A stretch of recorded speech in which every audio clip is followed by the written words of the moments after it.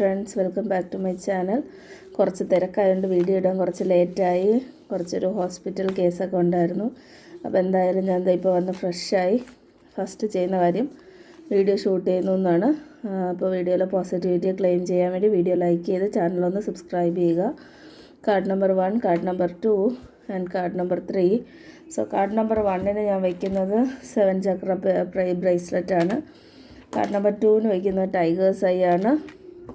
Card number 3 വയ്ക്കുന്നത് ഈ ഒരു പിരമിഡാണ്. വീഡിയോ പോസ് ചെയ്ത് യൂണിവേഴ്സിനെയോ ഡിവൈനെയോ വിചാരിച്ച് ഒരു കാർഡ് ചൂസ് ചെയ്യുക.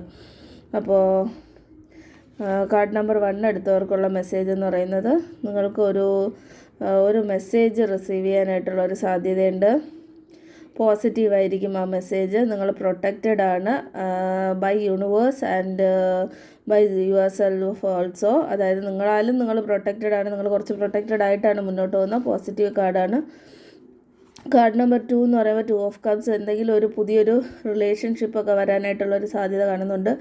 ഹാപ്പിനെസ് വരാനായിട്ടുള്ള സാധ്യത കാണുന്നുണ്ട്. ഇമോഷണൽ ഫുൾഫിൽമെൻറ്റ്, ഇമോഷണലി നിങ്ങൾ കുറച്ച് ഹാപ്പി ആവാനായിട്ടുള്ള സാധ്യത കാണുന്നുണ്ട്.